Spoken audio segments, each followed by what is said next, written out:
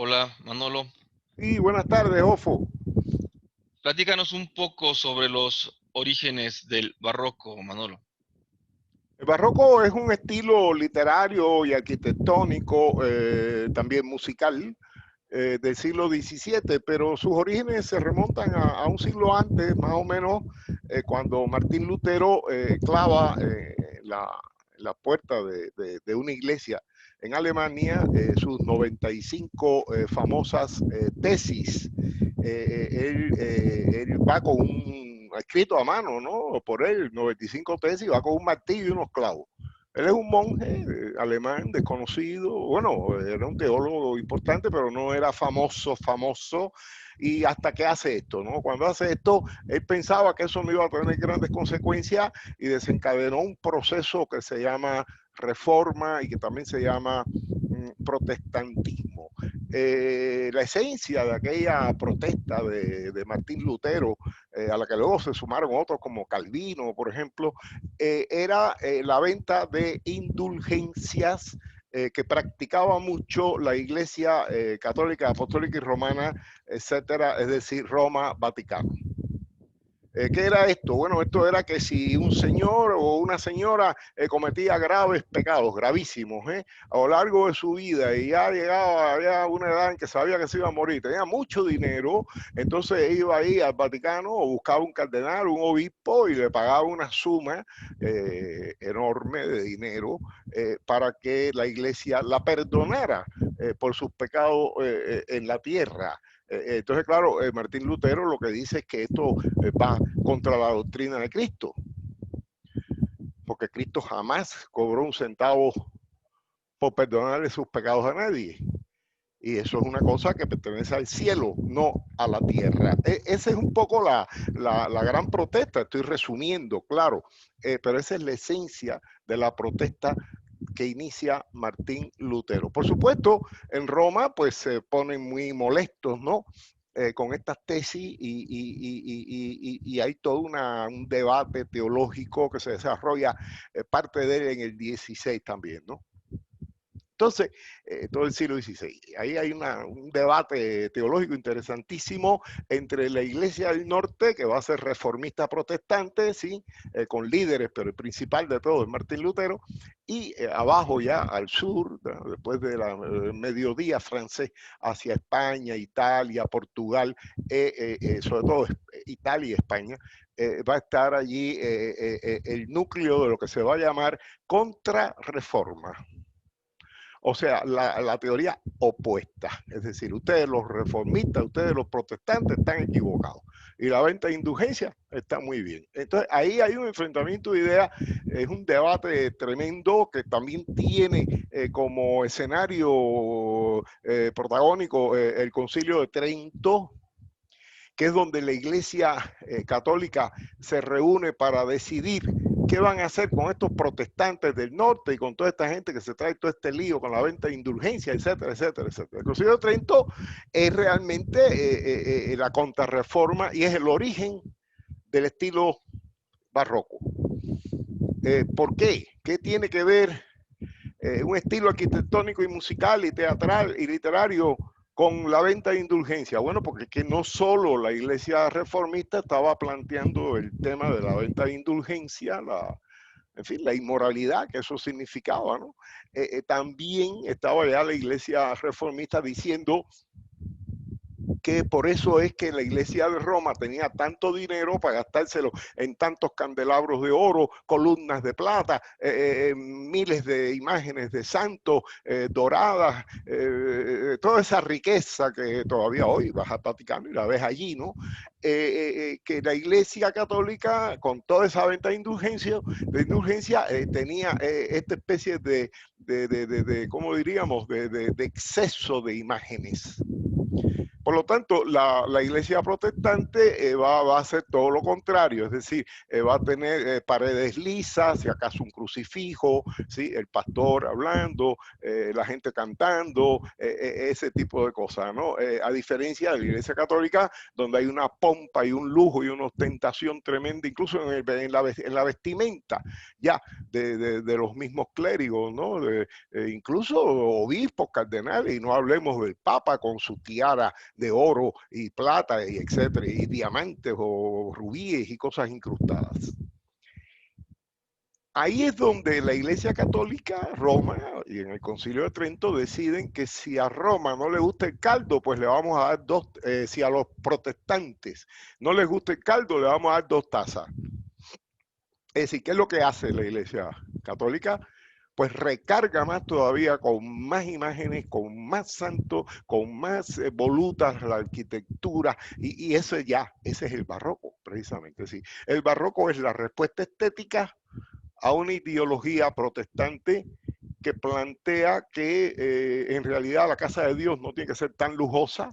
Puede ser una casa, incluso una casa, pues nada, medio que familiar, porque todo esto después va a pasar, por supuesto, a Estados Unidos de Norteamérica, con muchas ramificaciones, anabaptistas, etcétera, etcétera. Y eso pasa a México. Yo aquí preguntaba, y este culto me decían, no, somos cristianos. Entonces yo decía, pero cristianos son todos, ¿no? Y entonces no, hasta que me di cuenta que en México le llaman cristiano o iglesia cristiana a lo que en realidad es protestante y reformista, a diferencia de la Iglesia Católica, que también en México es súper barroca. Es decir, el barroco, de verdad que el centro de gravedad de este estilo está, por supuesto, en España, pero luego con la colonización y conquista de América, etcétera, el barroco pasa a América con mucha naturalidad y se instala de forma muy poderosa. Ejemplos sobran. En México, por ejemplo, tenemos, bueno, la Catedral del Zócalo, claro, sí, con el Sagrario, bellísima, ¿no? Y tenemos también en Taxco, por ejemplo, en Taxco, que ese es el mundo de la minería de la plata y los orfebres de la platería. Ahí tenemos una iglesia que es una cosa bellísima, que se llama Santa Prisca, México. Y yo conozco una iglesia que es la más chiquitica de México y la más bonita de México y que está en un lugar que se llama Tonancintla, que traducido del náhuatl viene más o menos a querer decir nuestra madrecita. Esa iglesia es muy bonita, es de barrio de estuco por fuera, pero el verdadero esplendor, ella por fuera es muy linda, pero el verdadero esplendor está adentro. Adentro hay ángeles con penachos de pluma, con rasgos mestizos, es decir, una serie de elementos indígenas. Entonces eso es lo que se llama también el barroco de la Nueva España, porque México era un virreinato, uno de los 6 virreinatos que había en toda América Latina. España se llamaba novohispano, barroco novohispano o Nueva España, y también se le llama barroco indígena o barroco indígena novohispano. ¿Por qué? Porque allí hubo una mezcla de imágenes maravillosas entre las imágenes cristianas católicas que venían de España y las de aquí, las propias de aquí de México. Por eso esa iglesia de Tonancintla a mí me parece una joyita, ¿no? Es una pequeña iglesia, las otras son más grandes, Santa Prisca, el Zócalo, etcétera, pero no, esta tiene esa humildad, ¿no? Y está en Puebla, y yo estuve allí una vez y me quedé fascinado, el cura me estaba explicando todos los detalles, el estuco lo mezclaban con huevo, yema de huevo, estuco, barro, yema de huevo, o sea que hasta los materiales de construcción son absolutamente insólitos, ¿no? O por lo menos muy extraños, ¿no? Ese es el barroco en México, y hablo de arquitectura. Pudiera hablar de literatura también. Está Sor Juana Inés de la Cruz, por ejemplo. ¿Sí? Está Ruiz de Alarcón de Taxco, que también es de Taxco. Ruiz de Alarcón, dramaturgo mexicano excelente al nivel de Lope de Vega, iba mucho a Madrid. Él tiene una obra, él tiene varias obras, claro, pero la obra maestra de él se llama La verdad sospechosa. Eso es en cuanto a literatura. En Cuba, pues claro, también hay barroco. Yo nací a 300 metros más o menos de la plaza de la Catedral de La Habana, que es nuestro barroco. El barroco cubano es mucho menos decorativo que el churrigueresco o el plateresco que vemos en los retablos maravillosos dorados de cualquier iglesia de México. Allí no somos tan decorativos. ¿Por qué? Porque Cuba no era virreinato, Cuba era capitanía general, por lo tanto había menos dinero. Hoy diríamos había menos presupuesto. Entonces, la Catedral de La Habana tiene la gracia esa de que es barroca, ¿sí? Tiene sus volutas, todos los elementos barrocos, pero no hay ese esplendor radiante que tienen los templos en México, los templos católicos. Lezama Lima sabía que yo vivía allí cerquita de la bodeguita del medio, porque la catedral está al lado de la bodeguita del medio, que es muy, ese otro templo, un templo gastronómico conocido mundialmente. Y él me dijo un día que hablando del barroco, él me decía, me dijo esto, no haga lo que hacen los turistas, no mire nuestra catedral de frente, póngase de perfil y capte el oleaje de sucesión. Y así con la mano, era muy bonito, ¿no? Y bueno, claro, yo hice eso, ¿no? Yo seguí su consejo.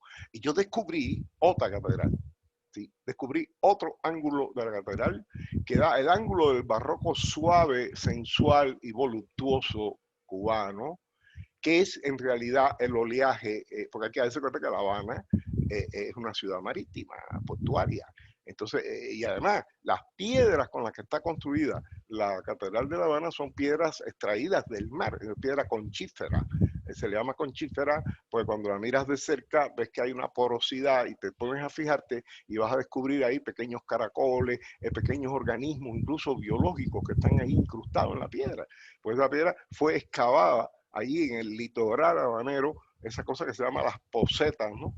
De las que yo hablo tanto, porque yo nadé mucho en esas posetas, esos agujeros, esas albercas, no son naturales, como leí el otro día, no sé dónde, un loco ahí diciendo eso no son naturales, fueron excavadas, ¿sí? Para construir la catedral y otros edificios civiles y militares de La Habana Vieja, y ya de paso, como el mar entraba allí, se convirtieron en albercas maravillosas de agua salada entrando y saliendo.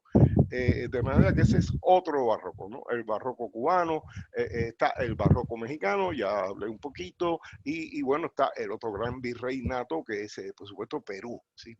Allí también sí que hay ángeles con maracas, tocando maracas y cosas maravillosas. Ese es el barroco en su migración hacia el nuevo mundo, que es este nuestro, que Martí llamaba nuestra América, pero también se le puede llamar el nuevo mundo, que va desde el río Bravo hasta la Patagonia, o desde el río Bravo hasta la Tierra del Fuego.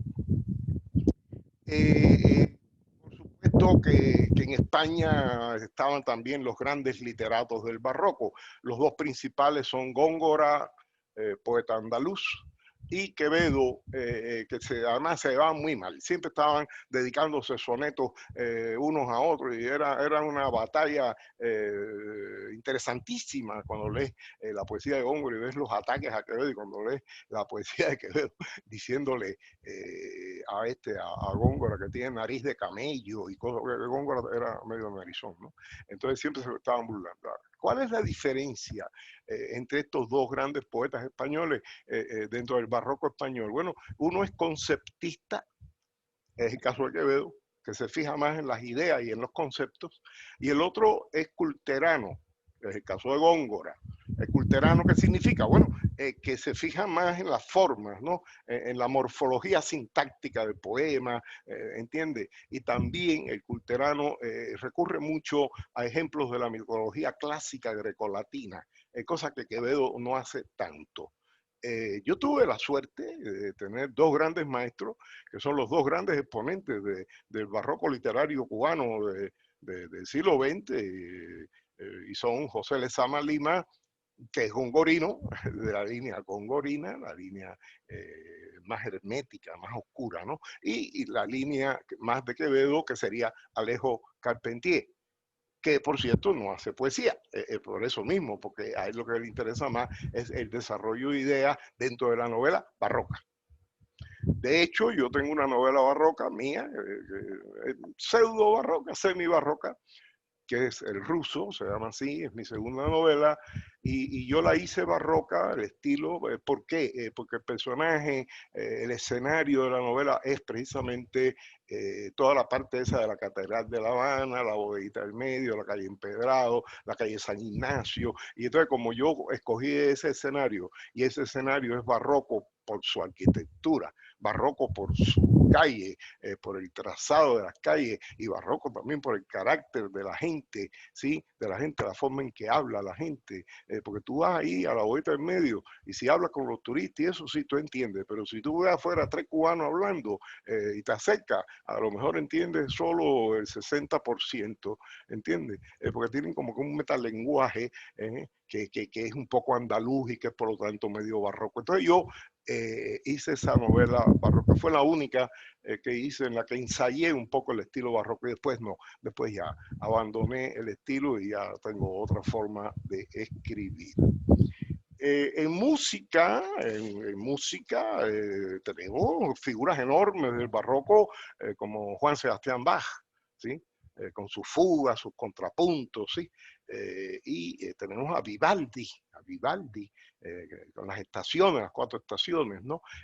Cuando vimos esa música y cuando la oímos dentro de un templo barroco, es sencillamente una experiencia metafísica maravillosa. El barroco tiene mala fama.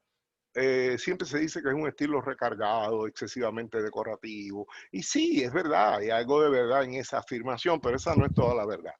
Como creo que he explicado, hay un fondo filosófico también, ¿no? Hay 2 miradas sobre el mundo. La mirada reformista protestante, que también es maravillosa, yo no le estoy quitando ningún mérito, porque es la sencillez y la simpleza. Pero está también la mirada de la contrarreforma. Yo creo que ambos rivales, para llamarle así, se complementan en una lucha y unidad de contrarios, ¿no? Y que se complementan, y que es una maravilla que haya surgido todo el protestantismo y la reforma, y que también haya surgido la contrarreforma. Aunque la contrarreforma evidentemente es contrarrevolucionaria, es por eso que es contrarreforma. Es un movimiento efectivamente no solo de retroceso, sino de estancamiento en convicciones ideológicas, y eso le ha hecho un daño enorme a América Latina en cuestiones ideológicas y económicas. Pero estamos hablando aquí sobre todo de estética, estamos hablando de literatura, estamos hablando de arquitectura, estamos hablando de música, y en ese ámbito la contrarreforma produjo obras maestras maravillosas, ¿sí? Por ejemplo, La vida es sueño de Calderón de la Barca, ¿sí?